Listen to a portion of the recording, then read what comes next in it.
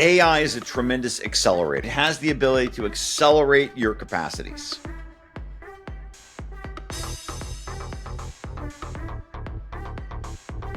Hello, all. Welcome to the GenAI show. So we have Mr. Charles here. Yeah, he's a distinguished AI specialist, and he has a long story with him. Oh, well, I did my PhD work at the University of Chicago, where I worked in, quantum physics and statistical mechanics, this sort of very heavy theoretical physics and chemistry stuff. And what happened is my advisor was a friend Okay. of Jack, Jack Cowan, who's a very famous theoretical neuroscientist. And so I got introduced. He Mm, invented, for example, he brought the sigmoid method into modeling. He invented spiking neuron models. So I had okay. learned that my advisor had been very early on involved in studying the theoretical chemistry and physics of neurons. Okay. And so when I finished my PhD in quantum chemistry, I decided to do a postdoc in Okay. theoretical physics and chemistry of neural networks. And you have to understand, back in the 90s, AI was really being studied quite a bit by theoretical physicists. It wasn't just computer science. In fact, I would say statisticians weren't really doing any of it. And most of the work was going on in computer science, applied mathematics, but mostly theoretical physics and chemistry. Because what is Okay. what is AI, right? It's neurons communicating with each other. So you're trying to make True. theoretical models for the chemical signaling process in a neuron, chemical and electrical Right. signaling process. That's what it was. So Right. I don't think people sometimes don't realize it was invented by theoretical chemists. Oh, okay. Well, like for example, John Hopfield, who invented the Hopfield Mm, network, was a theoretical chemist. okay.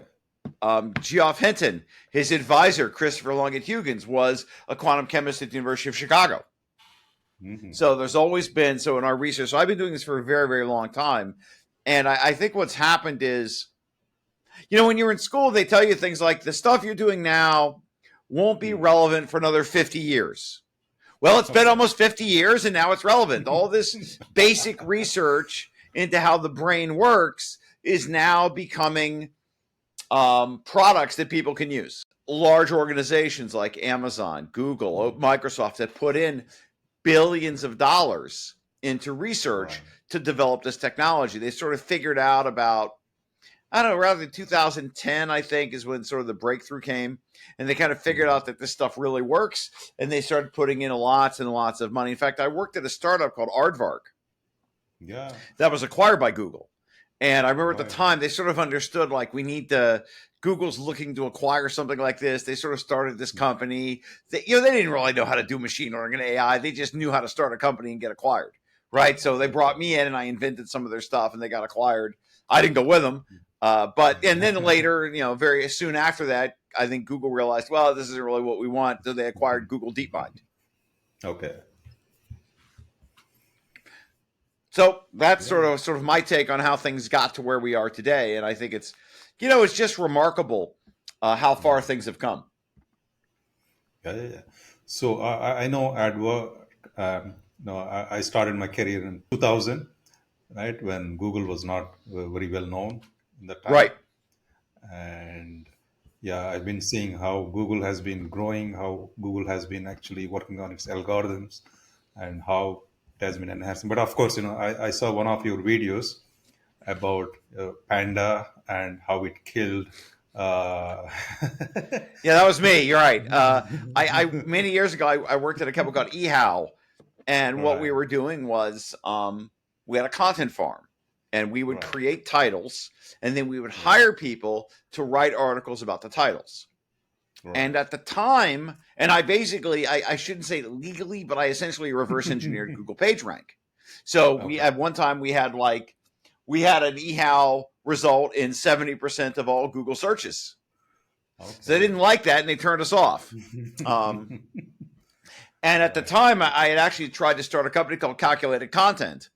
And the idea Right. was to Okay. create an AI system that would generate fake content for given a Okay. title, it would answer the question and just generate it for you. It was very clear that this was doable. Right. But Okay. the technology is far more advanced now than it was back then. So we knew that Right. that was sort of the holy grail, that you could just create content artificially. So we knew this Right. back in 2010, like this was doable, but there was some research that needed to be done to make it happen. Yeah. Great. And of course, now what's happened is, for me, is that I've had clients reach out to me, and like, for example, I was working on a product called Kafka AI, and what it Hmm. did, it was it generate things like Amazon reviews, weight loss Hmm. articles, things like this. And I was Okay. training these AI neuros. I realized, I have no idea whether this thing works or not, right? Because you have to generate an article and you have to read it, and you're like, well, I can't read 50,000 articles, so I need a way to evaluate these models to figure out whether they're working correctly. And I invented this tool Right. called Weight Watcher, which does this. Good. And I think now what we're Right. seeing is Okay. that people are training out, they're trying to use LLMs to create text or to answer questions. It's extremely difficult to evaluate them, because it's not like you could True. run a unit test, right? You have to read it. And so you have to, and so I invented this technology several years ago, because I realized, okay, this is coming. I need to have some Hmm. way to evaluate these models. I figured that would be very popular, that because I can do it Okay. without having to look. I can just look at the model itself without having to evaluate the text. So this sort of Okay. led to, trying to understand at a very deep level why these things work, because Hmm. and that's sort of where the research has gone. And it's been very successful, that we figured out, why these models work, how they converge, how to evaluate them from a very deep Hmm. theoretical level. I had to go back to Okay. grad school and crack open the books and figure out what was going on. Right. So, Weight Watcher, I mean, is that something related to explainable AI or something like that? Kind of, yes. What it Yeah. does is, see, when you train a neural network, you have to have the right amount of data for the model. Right. And so the model has to be the right size for the data, and you have to set the hyperparameters correctly. And if you don't get all that right, the model doesn't perform as well. True. So what Weight Watcher can do is it can look inside at the layer weight matrices, and it can tell Hmm. you, did that layer converge properly?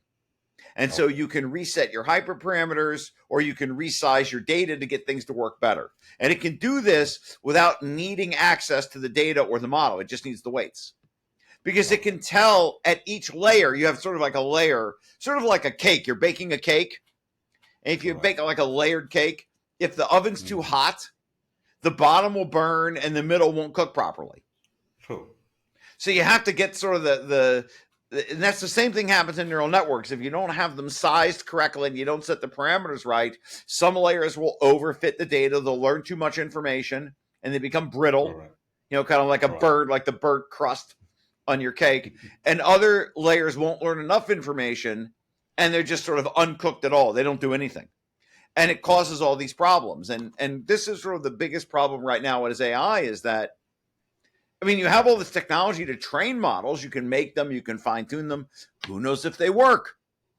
True. Nobody Yeah. knows, right? It's very hard. So Weight Watcher lets you, it's like an x-ray machine for your model, Okay. lets you go in and evaluate it to see if you did things correctly. Okay. Wonderful. So now let's move on to the large language models or multimodal models. How do you see them, kind of growing in, let's say, next 6 to Oh, it's 12 months? fantastic. I think, well, NVIDIA, has released this new chip, Blackwell, right? Hmm. And I think as the chips get better and we produce more of them, you'll be able to do more video analysis. If you Right. and this is the future, right? People think that LLMs they're sort of tapped out. They've collected all the world's information they could get, copyrighted, Hmm. not copyrighted, everything they could get, they stuck in the thing, right? Well, the next Right. big frontier is video, right? Okay. All the world's video, all the YouTube videos, everything on Rumble, everything on, they're going to suck it all in. Um, Hmm. and that's going to be the future, and that's going to come. So it's going to start with just pictures, little images of pictures, and eventually it will become, they'll figure out full motion video. And this is already happening, and you can see it with, for example, Okay. if you use ChatGPT. Like, I'm trying to build a SaaS product. I'm Hmm. not a front end guy, right? So I'll take a picture of what I've developed. Oh, I'll put it in the ChatGPT and I'll say, show me right. where the bug is in my code that created this. And it can figure it out. Hmm. So Yeah. imagine what's getting, True. so right now, it's only using text. And humans, Hmm. we don't just think with text, right? We have images, we have feelings. Once you get all these images into the system, it's going to be remarkable what it can do, because it's going to link the images and the text together and just have a much more complex representation of the world. Now, Right. obviously, it's going to require a lot more compute power and a Right. lot more energy, right? I think they're probably going True. to. Microsoft may need to build a nuclear reactor to run these things. Right. True. So my next question is, there is open source and there is closed source, right? So which one you would go for? Which Well, one I you all would of my prefer? stuff with Weight Watcher requires it you be open source, or that you Okay. share the model with me privately, because I'm Okay. expecting it internally. Um, Okay. if you look at Grok, for example, Elon Musk open sourced the weights to Grok, but he didn't Hmm. open source the training data. Well, Right. so that's kind of in the middle, right? And I think that what's going to happen is people are going to be, you're going to be able to extract from the open source models the training data directly. So that will be Okay. possible. You'll be able to go in and just sort of suck things out, because these are essentially large memories. They're like a database. You Right. just have to know how to get the information. It's like a database where you don't know how to write the query. And if you write it correctly, you'll suck out all the information. So the open source is coming. I think that you're seeing more and more now open source models that are becoming competitive with GPT 3.5. Soon you'll have open source models competitive with GPT-4. I think eventually OpenAI will have to open source GPT 3.5, because it won't be competitive from a price perspective. And I think the challenge is price. Right? These Okay. big models are expensive to run. Even if you can afford to train them, they're expensive to run inference. So you have to either Right. shorten things up, or you have to use the smaller models to do inference to pay for it. So you have to, Right. and there's no way that that OpenAI will be able to compete against open source products, which basically, you just get cheaper inference. So they're going to have to begin. Eventually, things will become more open source, but the large vendors will still be able to create very, very large models that people can't get Hmm. into. Right? It takes capital to do these things. So Correct. and so I think we're kind of, a lot of the open source model sort of follows what industry is doing. They'll try to copy it and produce it. Um, Hmm. and there's just going to be this race. But I don't think you'll be able to keep closed models closed forever. Eventually they will Okay. crack open, especially because there is an incentive. A company like Facebook, they don't really make money off the models, right? They want you on the platform. So Correct. they have an incentive to release things in the open to compete, and to keep Microsoft from taking over the world and such. So there's this great power competition. Um, Right. but right now, it's and I just think that the GPT is just very, very expensive. So Okay. there's also just development costs, right? So I think it's just going to be this, as we move forward. There's going to be this challenge. Maybe Hmm. maybe the world governments will step in eventually and say, look, you need to tell us what you're doing. You Right. can't just take everybody's data and take it from them, and not pay for it, and then produce these models and put everybody out of work. That can only go Yeah. on for so long. Yeah, a few days ago, I guess, the CTO of OpenAI wasn't able to answer the question how the solar Well, would this spread. is a secret. Look, when I was at Aardvark and we got acquired, how did I build Aardvark? We crawled Yahoo.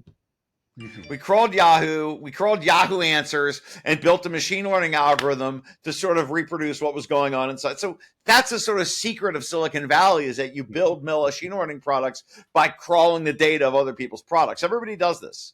eHow we had access to, we would buy data from Mhm. the phone companies and cable companies that had access to search data. So they would record the search data, and then we would buy it from them. And so we had access to your search logs. So the Mhm. data is a huge, Okay. um, they're going to crawl what they can. And of course, there's a whole industry around crawling data without people detecting you, right? There's a whole industry of that, Tor networks and this kind of thing. So this has been Right. going on for a very, very long time. And, Okay. you know, there is, I don't think there are going to be criminal prosecutions against OpenAI. I think it's more that people are going to want to negotiate. I Okay. want, if you're going to use my data, you need to pay us a little bit. And then that's always how it works. That, um, when I'll tell you a story, when Google started, they took Mhm. some of Alta Vista's patents. And I Alta knew the Vista. CEO of Okay. Alta Vista, and he said to me, I don't care if Google steals our patents. I'm going to wait till Mhm. they make a lot of money, and when they make a lot of money, I'll come in and ask for, these are our patents. And so they end up having to pay Yahoo, I think, like a 5% fee every time, for all their searches. And he told me this, Okay. like, we didn't care that they took the data. We just, once they Mhm. start making money, then they're going to have to pay us Okay. because we own it. So that's the game that's going on. But, Right. for the small guy, yeah, if you're like an independent publisher or something like that, yeah, they're not going to pay you anything. So Okay. your book's going to end up on Amazon being copied by someone, or it's going to end up in OpenAI. So you got to do something else. So that's Okay. the negative side of it. Okay. Great. So my next question is about the knowledge graphs.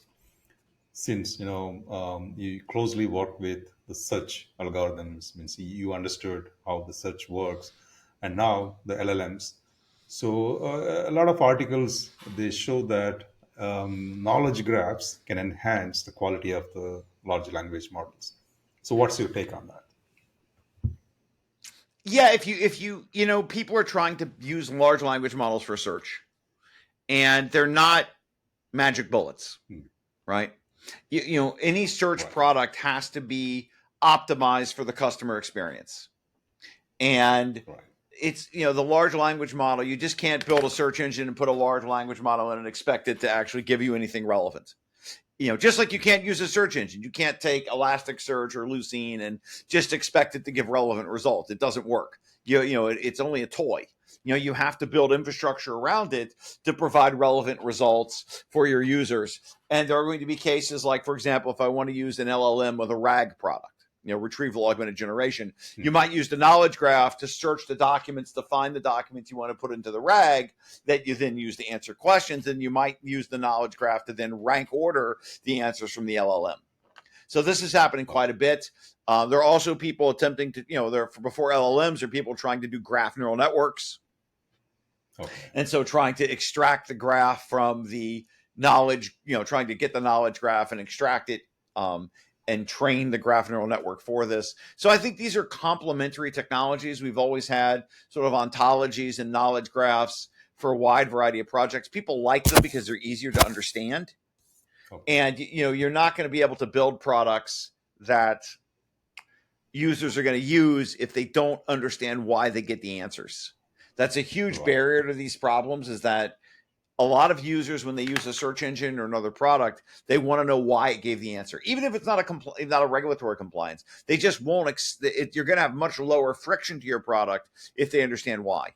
So it's Okay. in both cases, either explaining what's going on, filtering what goes in, filtering what comes out. They're still very important. Great. And my last question, uh, you know, children of today, right? So how do we make them ready for the world of AI? It's a funny thing. Look, AI is a tremendous accelerator. And so it has the ability to accelerate your capacities. Okay. And you have to learn how to use it. Just like children, like I think today, children, people who are in their 20s today, high school students, have grown up using Google and YouTube. I didn't grow up with Google and YouTube. If I Right. wanted to read an article, I had to go to the library, find the article, and photocopy it. I could just go online and download it. So things like Google, search engines, and YouTube and the internet have made information widely accessible and so much easier to learn. But at the same time, you have to make the effort to do it. We have sort of a funny thing where, um, we have all this technology to help people learn, and yet somehow, in this country, grades just keep going down and down and down. So it's an accelerator. So you have to teach them early on, this is how the technology works, and you have to teach them how to use it, and avoid. I think the children have to avoid addiction. There are a tremendous number of addictive products. Um, the classic being Farmville, Zynga eventually became Facebook. Social media becomes very addictive. And so Right. they're going to face the challenge, or video games, right? When I was a kid, there was no phone with a video game. You had to go to an arcade, put a quarter in, play the game, right? True. Now at the same time, you're subject to all these addictive things. And the AI, there's a real risk that they'll get sucked into this virtual world and they won't be able to get out. Right. And that's a real thing. That's a real thing. Video game addiction, AI addiction is real. So it's sort of both sides. Like you have to teach them how to use AI to accelerate what they're doing and at the same time prevent them from getting sucked into some world where they just get stuck and can't get out. I every weekend I go meet my nieces and nephews, and the boys are like playing, now they're playing first person shooter games. I'm like, no, I have to put the phone away and do something else. You're not, you can't, it's a real problem. And you have to, get in early because they have both tremendous opportunity and tremendous temptation at the same time. But I think as AI is a tremendous accelerator, the ability to learn things very quickly, to solve problems quicker, to ramp up to an information, you can become an expert in something very, very quickly. I want to know how to do something. Right. I talk to ChatGPT within a couple hours. I'm ramped up. And so it's a tremendous accelerator if you are interested in doing things. If you want to do stuff, it will help you. And so we have to Okay. encourage them to want to do things and not just, not just sort of be, what we call an NPC, non-player character. Right. Great. Martin, thank you very much for your time. And this is a wonderful start for our Well, I podcast. really appreciate you reaching out, and I hope your audience enjoys this. And if you have any questions, just feel free to follow up. Sure.